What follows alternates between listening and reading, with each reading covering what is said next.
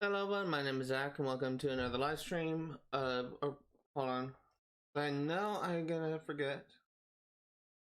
Welcome to another live stream of my Brothers Analysis series. We're gonna be analyzing another aspect of my recently published book, Dim Shadow of Spade. Today, we're gonna be analyzing the concept of Purgatory. I'm just gonna go ahead and pull everything up.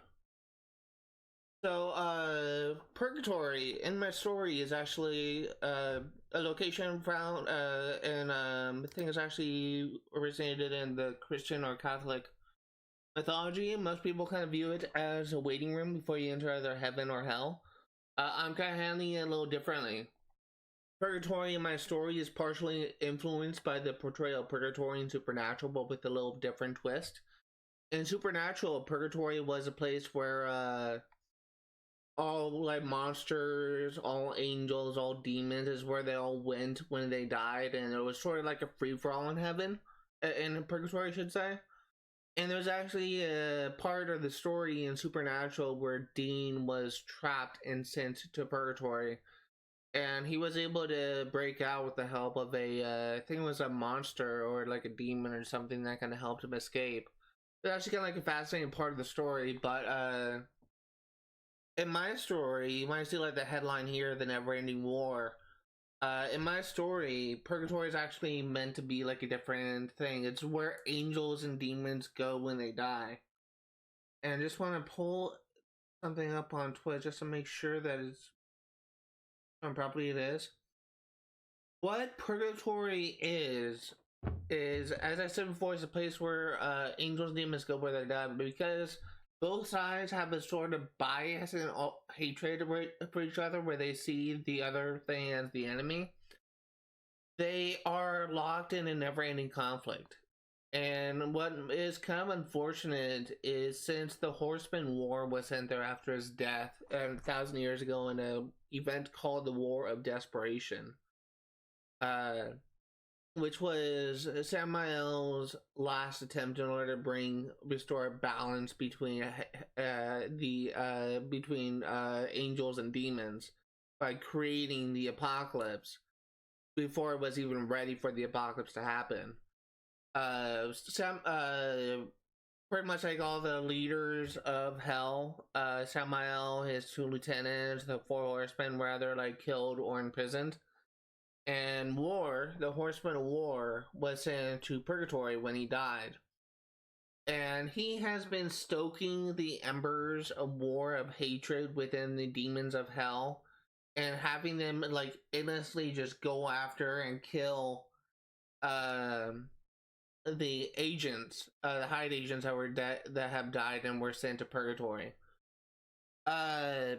What is kind of interesting about this concept, this thing, is it does have a possibility of a ceasefire. It does have a possibility of peace.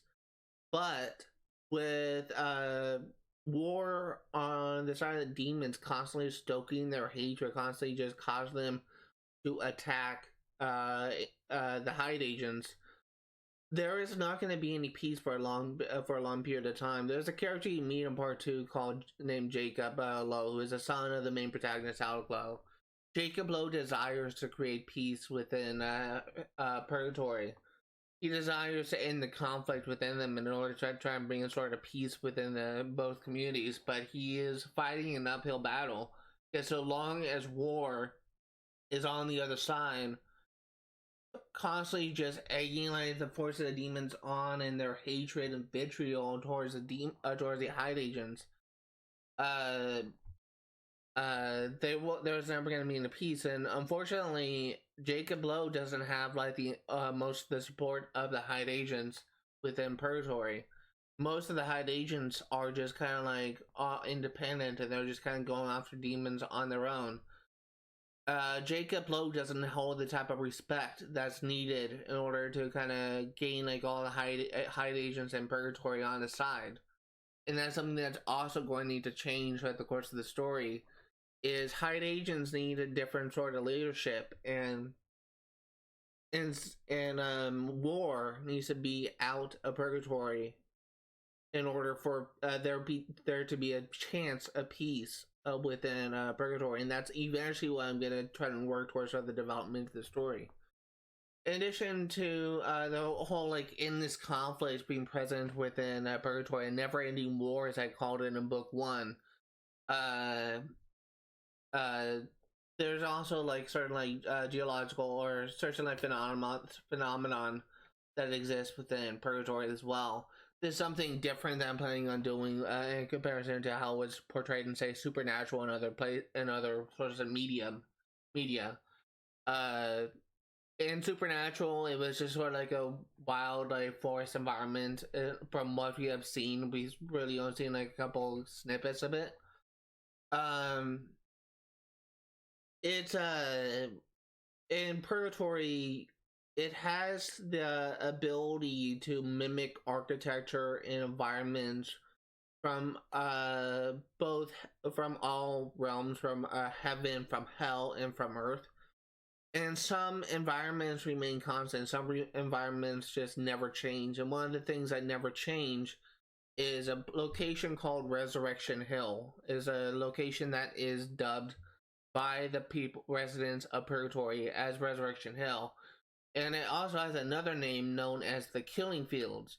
What Resurrection Hill is where like all angels and demons go and are reborn when they die. Every single time they die in Purgatory, they spawn back at Resurrection Hill. And Resurrection Hill is called the Killing Fields because it's sort of like a free-for-all thing.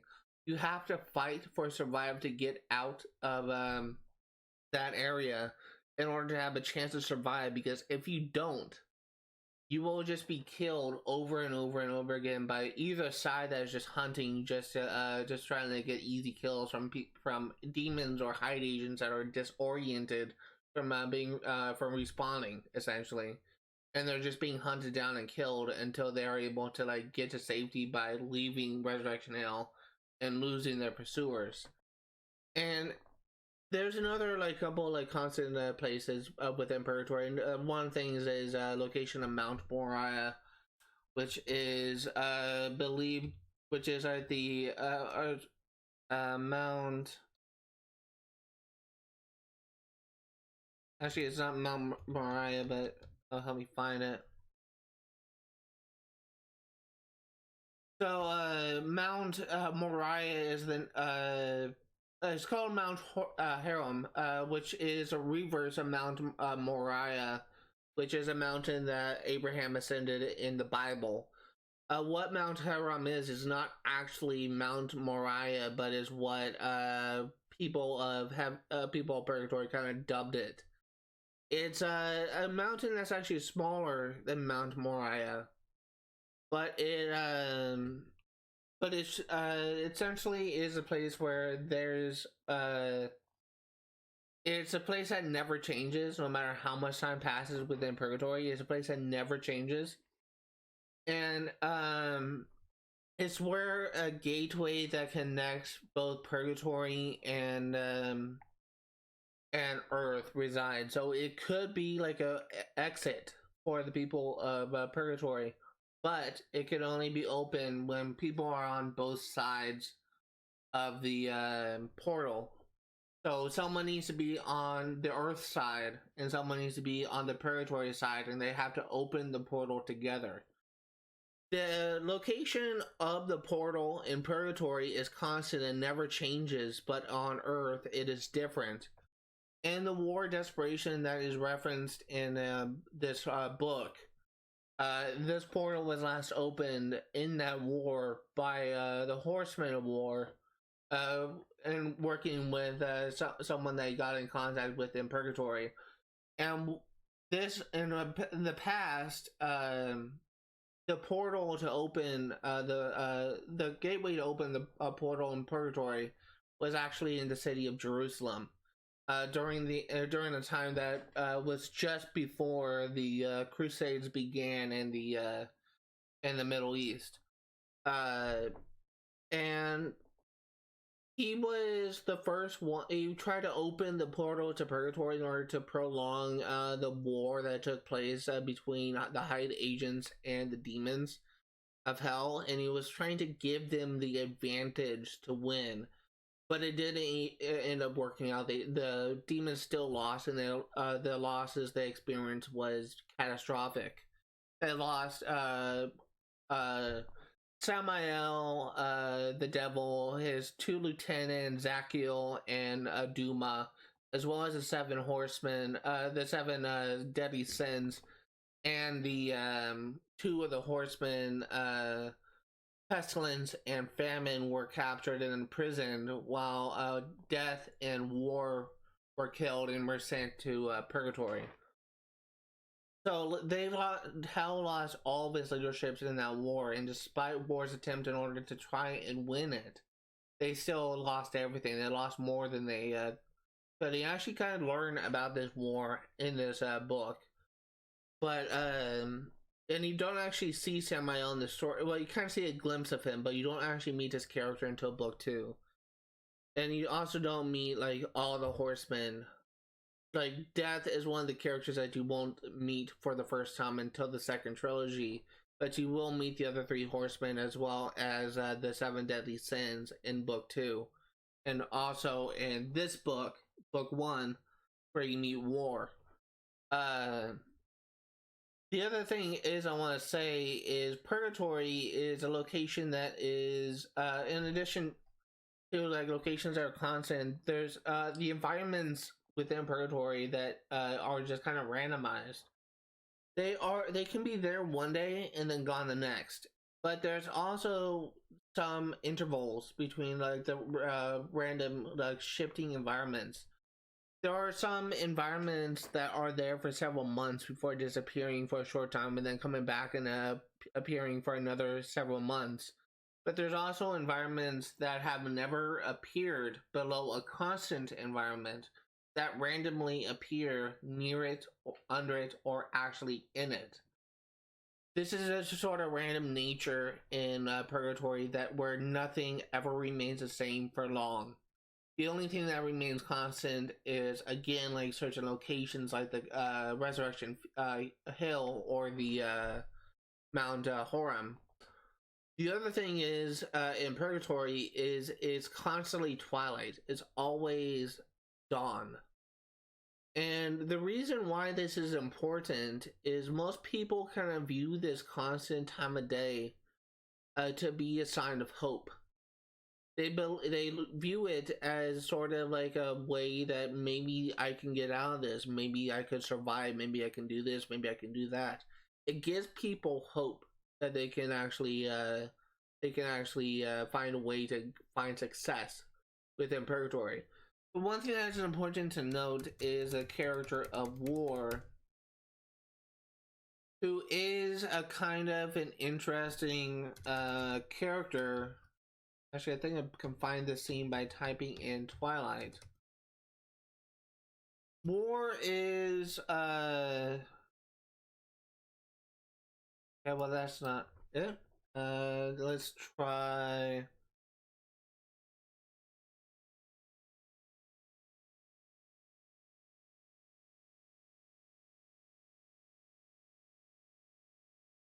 Here it is.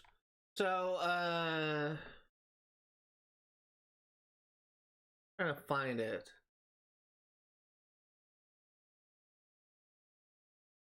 So I'm just going to read this section out. This guy was always Twilight. That's what this man hated the most about Purgatory. Not the endless fighting, the cycle of death and rebirth. He lived for battle. Kill, die, be reborn, repeat. It's all he knew. But the Twilight, that unsettled him. It was neither day nor night, neither victory nor defeat. In a realm where dead angels and demons fought endlessly, the Twilight suggested a sliver of hope. But in Purgatory, there was no hope. War is a character that strives for combat. He is someone that is always looking forward to the next fight and the next fight and the next fight. When he is in a moment of peace, when he's on his own, when he's in a sort of safe area where he's not being attacked, he's often fantasizing. He's often imagining realistic scenarios he could find himself in order to imagine a certain situation where someone will get the upper hand and what he would do to counter them. And these fantasies are not based in fiction. Like it's not like some people out there who just fantasize them about being like overpower, or just maybe like they could like fly or something like that. Like it's not like something that is solely based in fiction. His fantasies are based in reality. It's based on what he is currently aware of and what he knows his opponents are capable of. And War is the reason why he dislikes Twilight. The reason why he's like the only one in Purgatory who dislikes Twilight is because he views Purgatory as a blessing, and for many people who view Twilight as a way of hope in order for them to possibly escape their imprisonment, War views Purgatory as a blessing. He doesn't see Twilight as a way of hope. He views Twilight as a kind of a symbolic thing. Like he knows there is no way out. He knows that he cannot get out, and he doesn't want to get out. At least not this part of the story. He doesn't want to leave Purgatory. He wants to fight endlessly. For War, Purgatory is his version of heaven. It's a way where he can constantly fight endlessly without like tiring, without things. And if he dies, if someone does manage to kill War, he takes it as a learning experience. He learns from his mistakes, and he continues to fight when he responds. That is what he values most about Purgatory. Purgatory is the only War is like the only person in Purgatory that views Purgatory as a blessing, that views Purgatory as sort of like heaven for him. And he is the only person that is constantly egging like both sides on to try and like continue this conflict. And it's why there will never be peace within Purgatory so long as War is within it, stoking the embers of chaos. Purgatory, in essence, as I have dubbed it in this story, is a never-ending war. So long as either side sees the other as the enemy, so long as either side is biased towards the other, and so long as there is leadership, like War, who is just constantly egging people on, and leadership like Jacob Lowe, who is not respected by most of the residents of the high agents within Purgatory, there will never be peace here.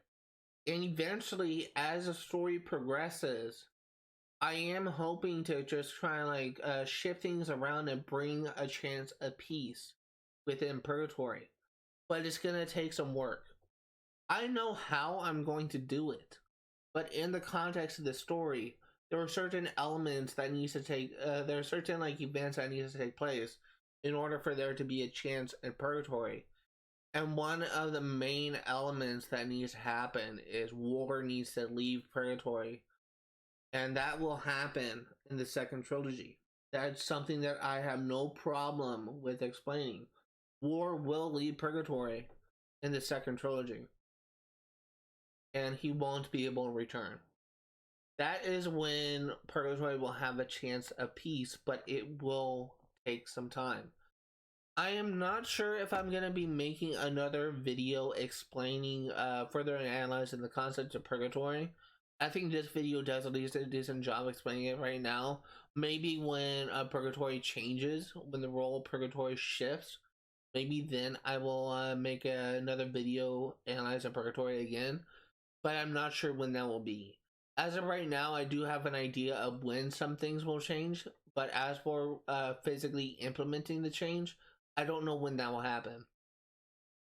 That's actually gonna do it for today. I'm actually not gonna do a live stream wrap up right now. Mainly because I have an ad break starting in a minute and 20 seconds.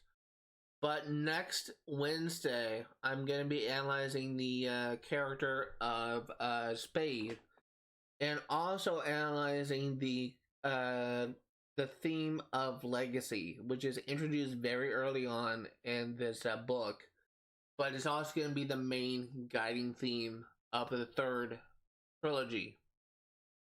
Legacy is the theme of how you wish others to remember you.